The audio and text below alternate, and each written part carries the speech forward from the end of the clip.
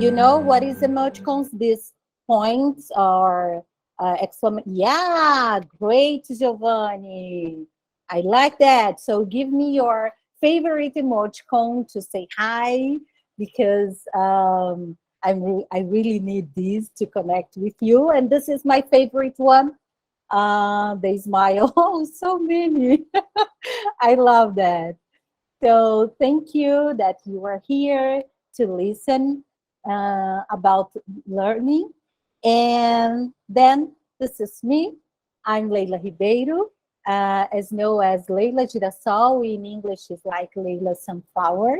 In the internet, no, it's not my last name. It's my nickname in the internet. Yes, I am the person who enter in the internet when all people had nicknames here.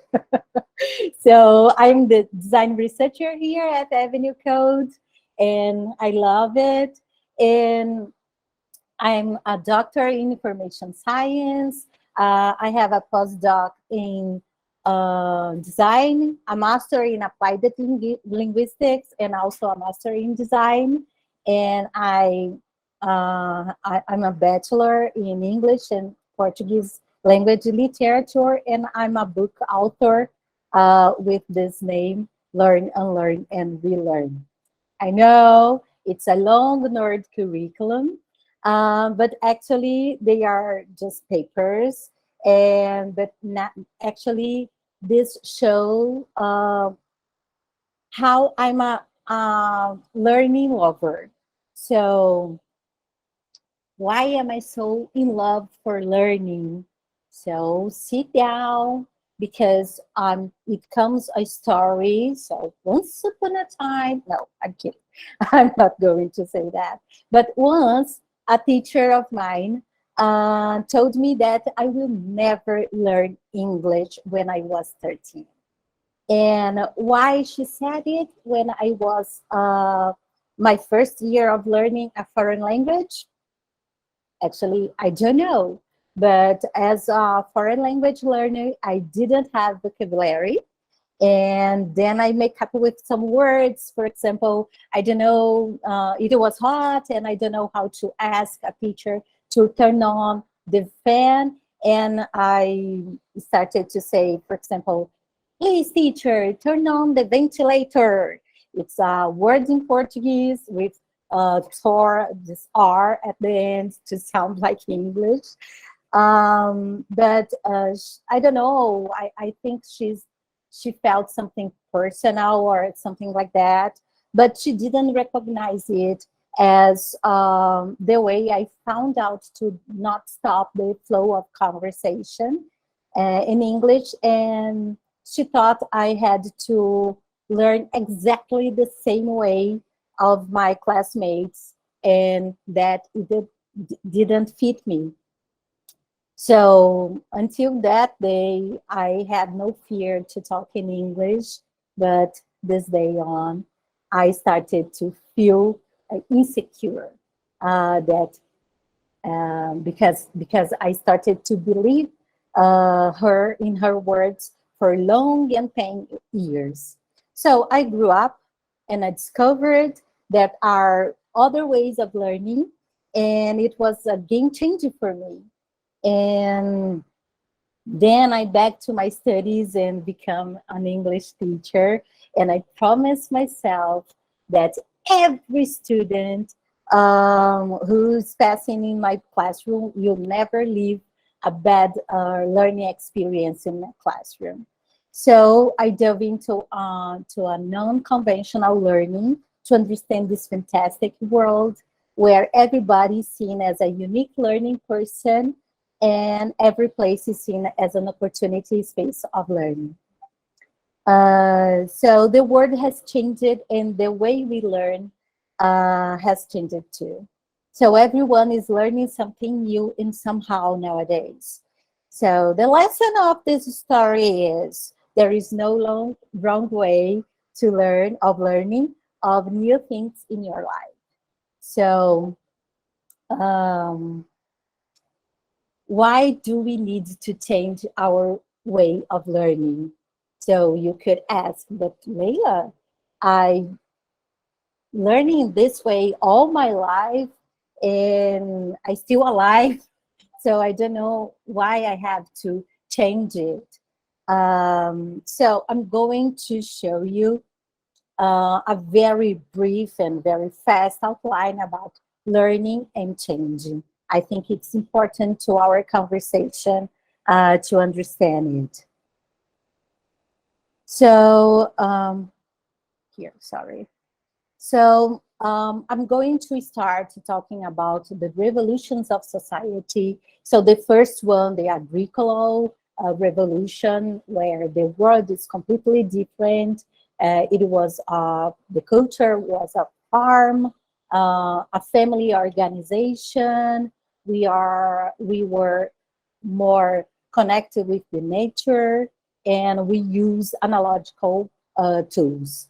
And nowadays, no, sorry. And then the next revolution, the industrial revolution, starts with another culture, completely different the first one. So the culture is in a city. We live in a city. We started mass production. We started to plan and have goals. And the world of learning is a kind of linear, repetitive, segmented, and predictable. And in this part of the story is when the schools that we are aware, that we know nowadays started. It was in the industrial moment.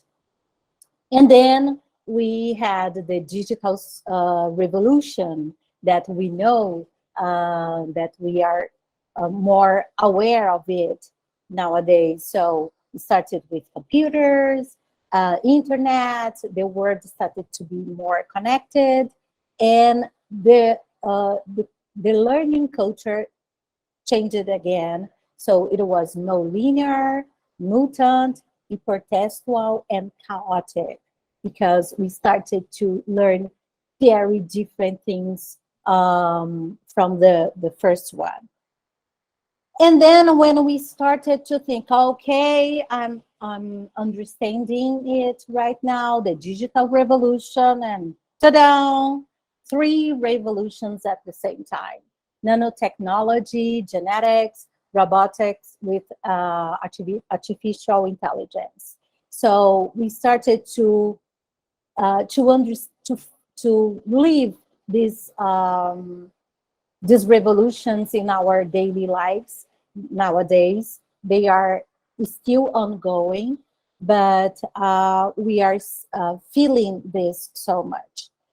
And this kind of word, these revolutions, changing the way that we live, and also we relate our relationships, and the way we learn. So we started to develop new abilities to deal with this complex world. So the World Economic Forum, for example, started to show a kind of a list with different or top 10 abilities that we had to develop to deal with this these worlds. Actually, in the year of, for example, in 2020, that we started to think, to be more to have more emotional intelligence, more cognitive flexibility, as we see as we live in 2020. So in all the time, the World Economic Forum started to show us this new list. It started new abilities. For example, this one that is related the year that we are living nowadays, it started with this activity in learning and learning strategies. It appears in the first time right now. So maybe because we passed with all this turbulence world, and we needed to take a control, take the learning control again. And then we have a perspective of abilities in 2025.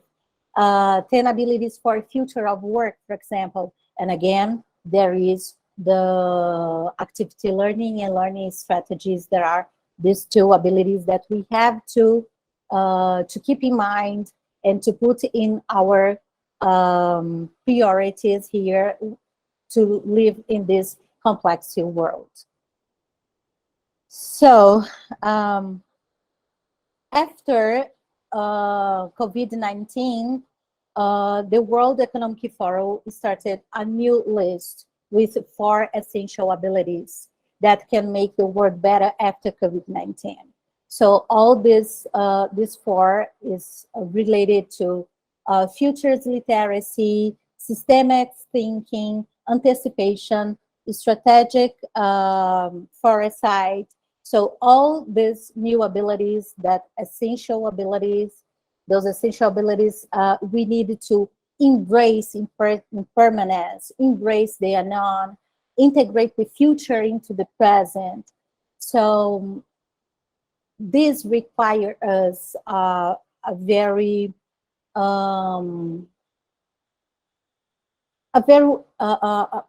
requires to learn new things every day, to learn something every day, and to understand things that we even know we don't have idea that this kind of things exist, for example. So as I said, the world is changing and the way we learn change with it. So fast changing is slow learning. This is the point. So how can we deal with this very fast world, with this changing, and also learning a process with reflection and with maturation? And how can we learn more dynamically without losing the necessity, the depth of learning? So the first thing that we have to organize is our mental model of learning. It's not easy.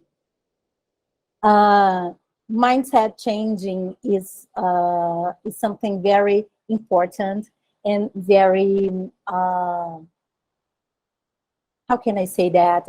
It's something, it's a word that people is saying a lot, for example, mindset. And especially in Brazil, that is connected with the market concept, that you have to think positively, but it's not related with that. It's actually this mindset change, it's the perception of a reality that we have about ourselves. And it's a mental model that draws the line of reasoning that directs our lives and action. This is not I'm saying, but Carol Dweck, that she's talking about fixed mindset, it's a and growth mindset. And these two kind of mindset work in our brain. So we have to understand them and understand when we action one and another to adapt in this very fast world. So I'm going to say, I'm going to do a very easy exercise right now. Let's check about your mindset right now. So I would like you to write in the comments, what is it? What you are seeing? So tell me in the comments, please. What is it? What are you seeing? I'd like to see. Dot, a white dot. Okay. A white dot on a yellow screen. All right. What else? Only this? I would like more. Are you seeing only this? It's hard to see, but I white dot.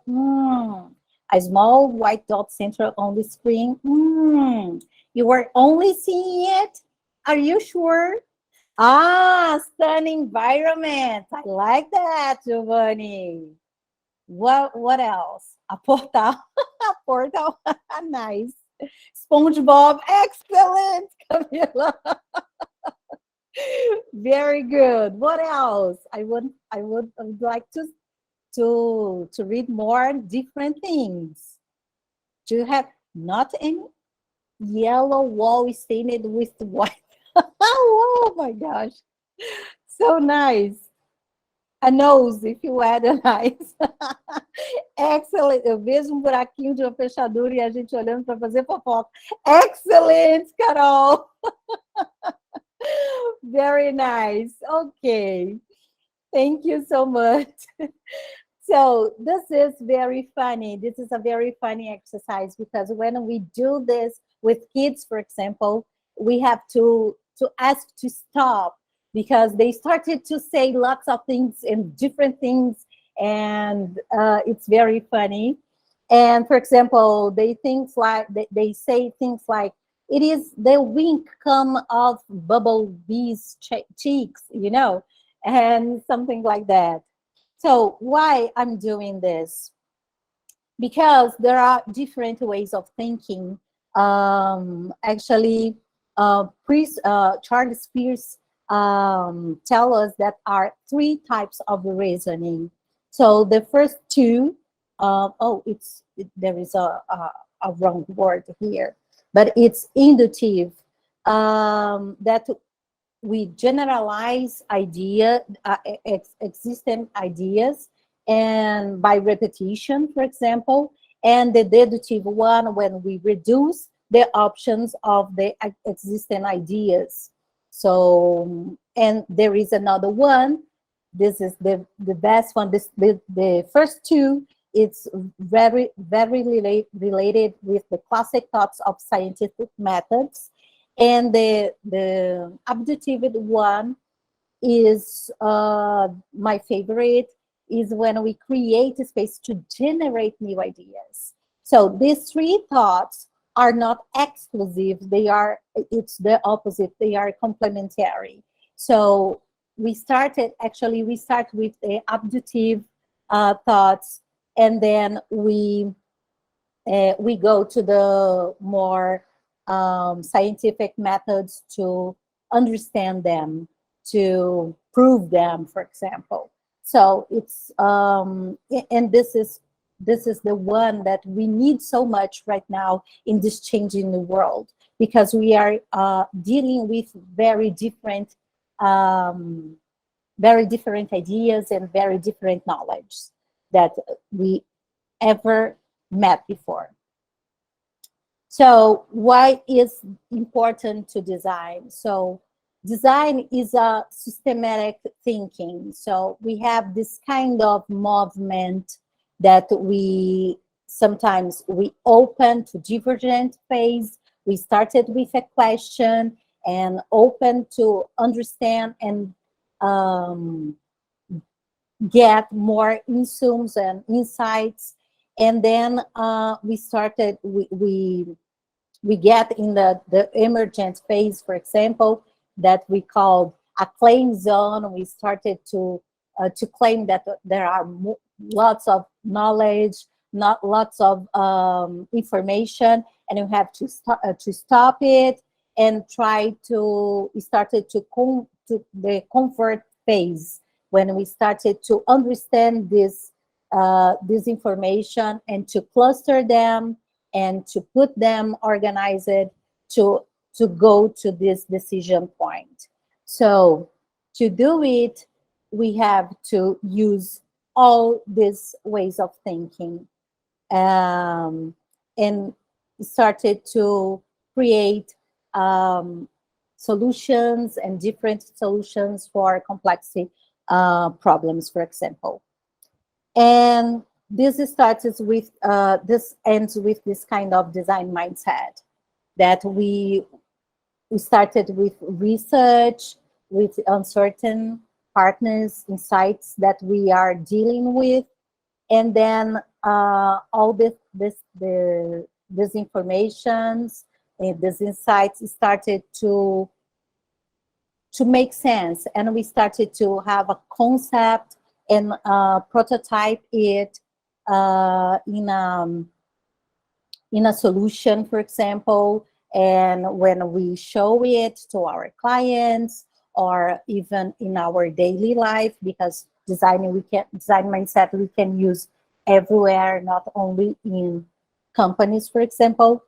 And when we started and we show it or to a society or to a company, and then these people, we started to use it or to understand it a little bit more, we started a new cycle of it, to understand the problem in a different angle or in a different point of view.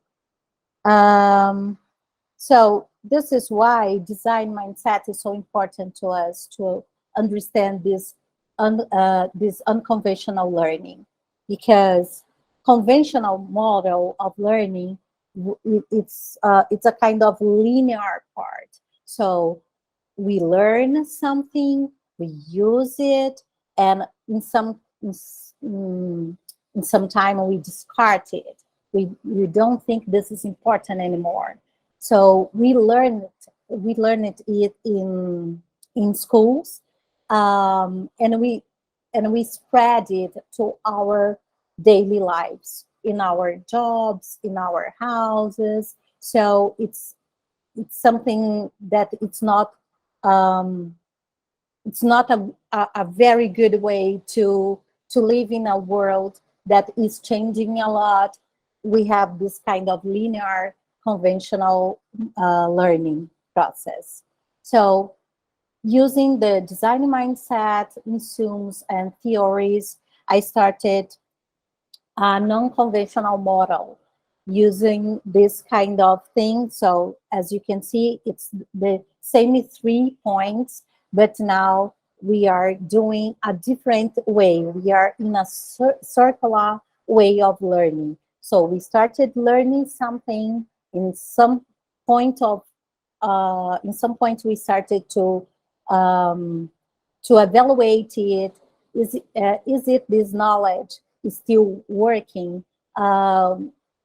We have to understand a little bit more to go inside something more, or something like that. So we started to unlearn. This is a provoking thing, of course. We can't unlearn something or forget something without a bad accident, for example. But it's a provoking that we have to, how can I say that, to resignify. I don't know if this word exists, but resignify this knowledge, to understand in another way, or to put this in a context that we are living nowadays. And then we are open again to relearn this knowledge and put other knowledge together, and make them a little bit more, how can I say, strong, or contemporary in to this learning in a contemporary way. Okay, so how can we do it? Because it's very simple to say, but not so simple to do it if you don't have the specific thing, the environment, and things like that. So here we have this framework that I called relearn framework, that I forgot to change the words here in Portuguese, I'm sorry, but I'm going to translate them. So this parts outside, it's a kind of levers. In Portuguese is alavanca. So these levers drive the knowledge and make the non-conventional learning to be possible and tangible. So the first thing is the environment, this part at the left. So the environment that we have to organize it in a non-conventional way. For example, if you go to a meeting or a classroom or something like that, that we put all people together in a room, for example, and if you put all these people sit one behind the other, it's something that automatically um, in our brain related with the traditional way of learning, because this is the traditional way of learning in formal classroom, for example. So we have to set up this environment to be more open to new things and to movement and things like that. And the other part is the facilitator. It's very similar in English, this word in Portuguese. So the facilitator is the facilitator who it, he or she make how can I say that? Facilitator who does not position himself or herself as the owner of the knowledge. So it's a kind of mediator of the knowledge, and and a person who provokes the creativity and curiosity in this environment. So this is very important, this kind of behavior, this is the word.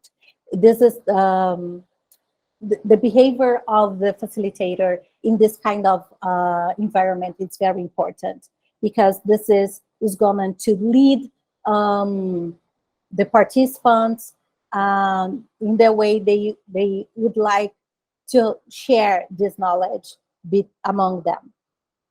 And the other thing, the other lever is the two, is the one above, is the two, because it's important to have these two. These two have to allow changes and co-creation. So that's why post-its, for example, we use a lot, and people think that design is post-it, and it's not. But because post-it is something that we can allow us to change our mind and to put the ideas, short ideas with other short ideas, and combine them and to movement them during our process of learning of something or to produce something. So tools are very important, the kind of tools that you put in this learning process. So these three levers are very important to movement what are inside, what are what the things that you are trying to teach someone or to produce to for a company, for example. So here in this picture, I put a design approach, mindset, disruptive mindset, and design mindset. But you can put everything what you are doing. This is only an example. So does learning just happen only inside a classroom? This is very important to us to understand this point here. And this is a big no. Learning actually is everywhere, even in the internet, which is nowhere. I really love this quote from José Pacheco. He's a Portuguese educator, and now he is in Brazil for a long time. And he always said it in his lectures, because it's very important to us to understand the opportunities that we have in front of us, or the opportunity that we have in some different space from the formal ones like schools and universities. This kind of environment are very, very important. Schools are important, universities are important to understand, to organize our way of learning, but also we have to open ourselves to understand and to find out other parts and other space of learning. So here I'm going to give you 3 practical ways to break with the conventional learning. So it's a very common and daily things that you can do and very simple. So first things is learn something new every day. Some people think this is very difficult or also impossible to do, but the thing that I just ask you is try. You don't have to learn, I don't know, physics or something like that, but something new. I'm going to show you some examples. You can go to TikTok. So in TikTok, there is a hashtag in Portuguese is Aprenda no TikTok, and in English is Learn on TikTok, that are people teaching us very simple thing in 1 minute. You know, I don't know, carbonara, as you can see here in the picture, or other thing, mathematics, or a place that a person is showing us a very different place. I don't know, it's something that you can learn every day from social media. So it's important to know it. And then you can go to festivals. This is very important. It's a very rich place to learn.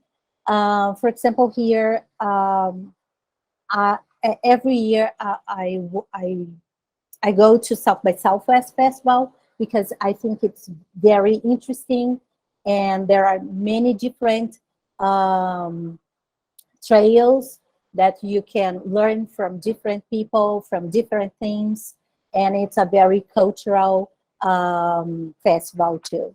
So it's an example.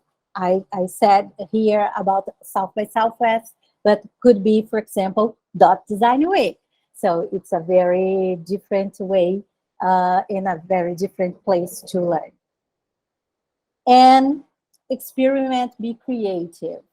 So sometimes we always um, do, or how can I say that? We go with the flow, you know, in the society. But sometimes we can, and we can break with that. And this. I love this picture because it was a very, how can I say, it was a different ballet class in this day, and it was a princess day in ballet class, and this girl at the left, on the left is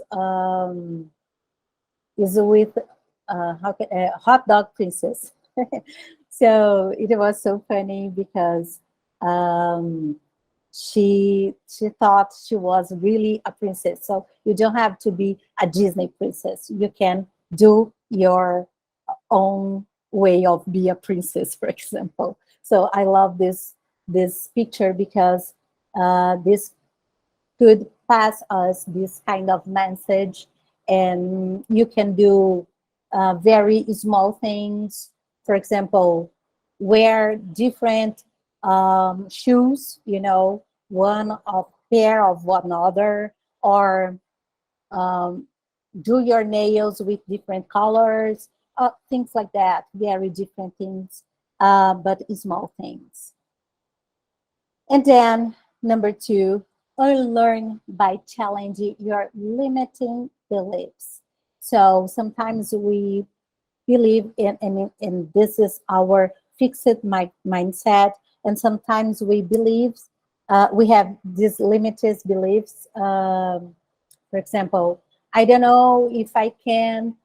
I could say, for example, I don't have ability to give lectures in English. This is my first time, as you can see. So I challenge my limited beliefs right now, for example. So you can do it in your daily life, and you can embrace the opportunity to do it, whatever you are going to get it or not. But you have to try. So this is my sentence, the sentence of my life. I don't know how to draw. So, and me and half of the world, right? So I dare it, and I found out this tutorial of Totoro. I really love this character, and I provoking my beliefs, and I did my Totoro. It's not so perfect as this one. It's from a very um, talent designer. Yes, is her name, but it's my Totoro, and I feel so confident after doing this job, because um, actually I started to do something beyond the stick figure, the stick, the stick draw. So I do it, so you can do it too. So the number three tip is relearn by observing yourself and sharing it with others. Okay, this is very important to our learning journey. So, for example, you can do it um, in a Notion, for example, page, and you can put, for example, your study plans, things that you watch, and things that you are reading, because all this knowledge is something that is going to connect with other. So things that you are reading, watching, and studying is going in some point of your life is going to convert. So it's important to you to understand what are you looking at, and what are you focus. It's a way to do it. It's to write them on a paper, or as I show here on Notion. Another way to do it is to share your knowledge, the things that you are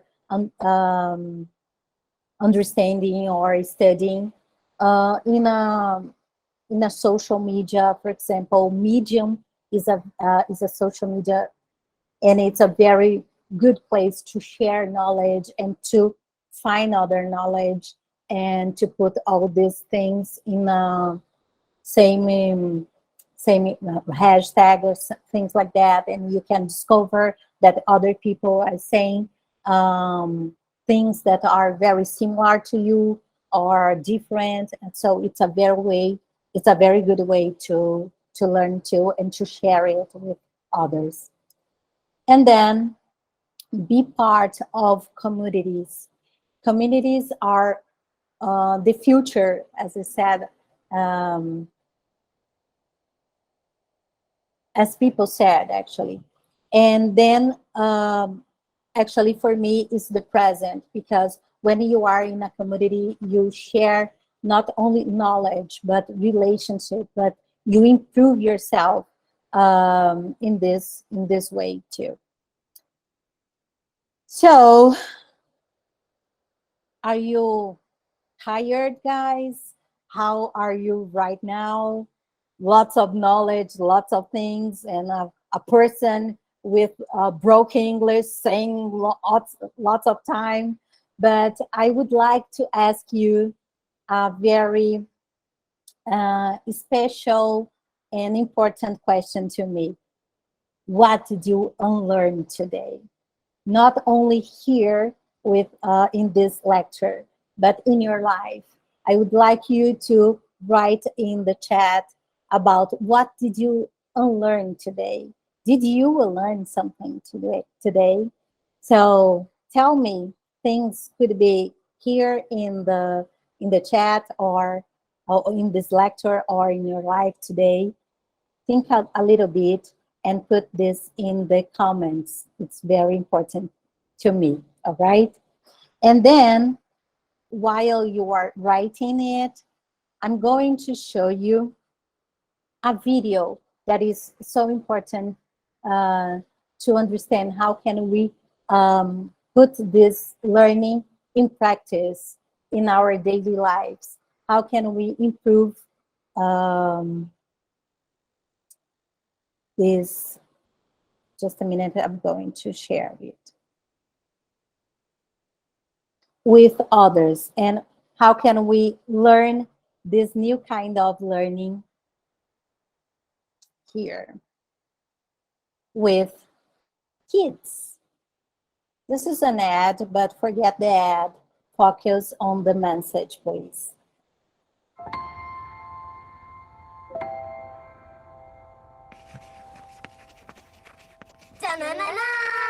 This is like being a secret agent. How old are you? 105. I'm going to help you today. Okay. Uh-oh. Speak to the guy with the grey hair. Say hi. Hi. My name is Victoria. Hi, my name's Victoria. You look as old as my grandma. Well, you look as old as my grandma, actually. Oh, that's nice. Are you going to die soon? Are you going to die soon? Well, I know. Well, I hope you don't. I hope you don't. Because you're really nice. You're really nice. Hi, mate. Hi, mate. Hi, mate. What are you doing today? What are you up to today?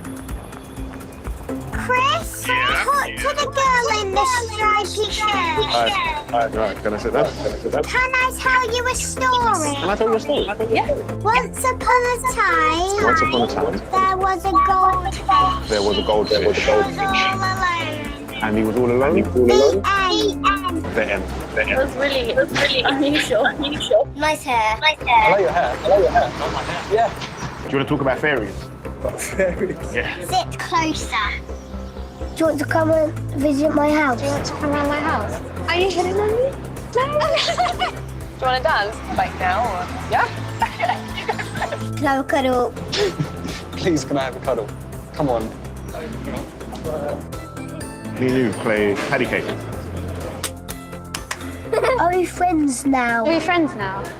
You are very interesting. Oh, really? Yeah, borderline psychotic, but I mean, it's okay. Whirl around.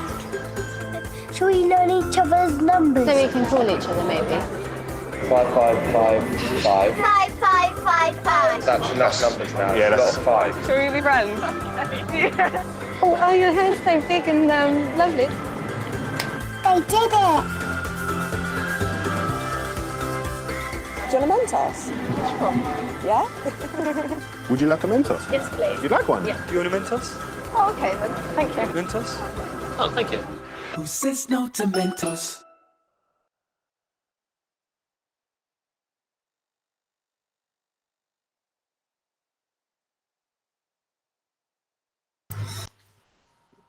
Sheila, tá fechado o microfone? Eu que tinha até fechado, porque tava dando marquinho, tá? Sorry. Sorry. So the just a minute here. All right. So thank you, Arthur. And then let's finish it. So it's a very lovely video because I think there is a very important message that is inside of this video. And this is related with this quote here from Austin Kleon. Pay attention to what you are paying attention to, because everything that you are interacting, or dealing with, you are keeping this in your learning process, in your learning journey. So don't waste your time. Do not playing with kids, or I don't know, go outside and see a tree, or people or talk to other people, because this is so important to our relationship when we are connecting with other people. Because sometimes we listen things that are not so good, as I listened when I was 13. But we have lots of other people in the world that could help you to in this learning journey, and you can take your hand and go to another part and guide you to other different ways of learning, for example. And design is a very good way to do it, because it's not something that you do only in a company, for example, but you can do it with in your daily life. And you are doing design in your daily life, and you have only to pay attention when you are doing it. All right. So this is my book, and there is a physical format and a digital format, and you can find it in my site or in Amazon. There is also too. And that's it. That's it. Thank you so much. Obrigada. And I'm sorry for my broke English and my nervous, but it's my first time, and I'm here learning a new thing with you. Thank you so much. Thank you so much, Leila. Maybe we could open for some questions if someone has something to ask.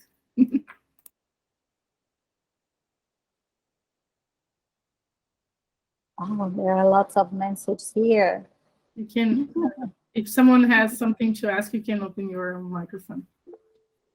Oh, thank you. You are very kind. Oh, Holly.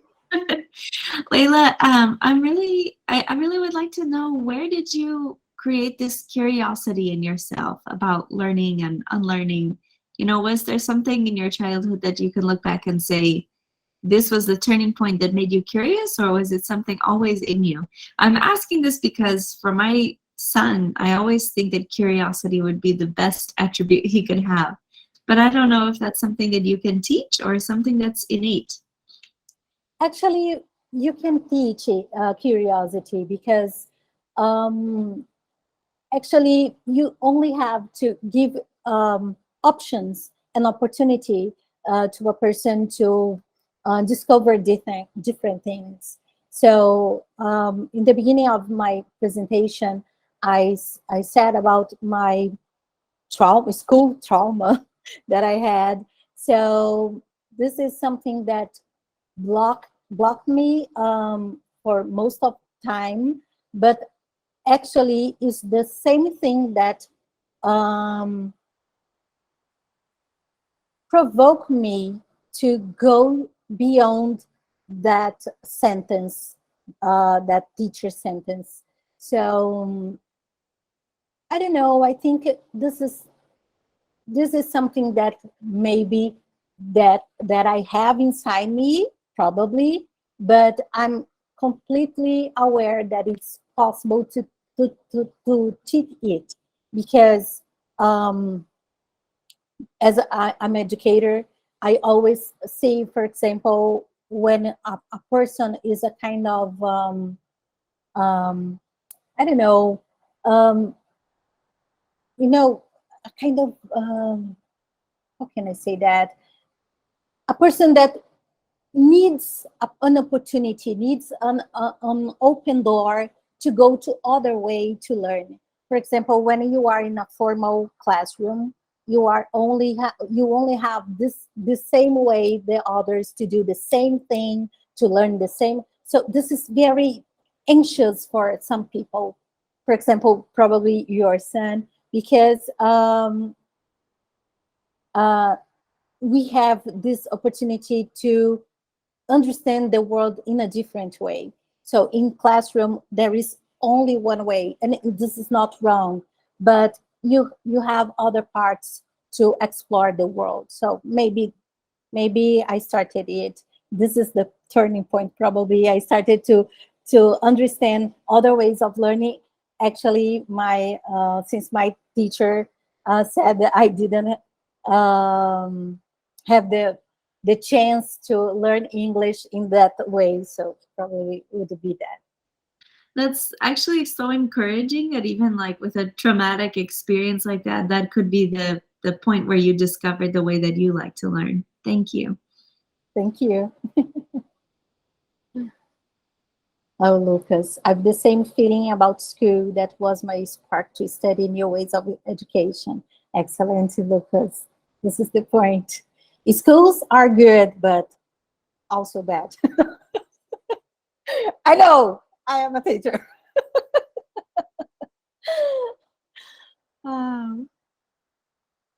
Something else? I could totally relate when you said about not knowing how to draw, because it took me forever to actually start studying design, even though I always love it, because I always thought, well, I suck at drawing and stuff, so I can't be a designer, and it's not necessarily related, right? So, Yeah, definitely relate. actually, I don't have this design base in my career. For example, I came from education, so when I started to understand design, it was the same, Kathleen, because the first thing I thought, I don't know how to draw. I don't know how to match the colors and things like that. And when I started to understand what design is, I understand that I always have done design before. So it's it's amazing when you discover it, right?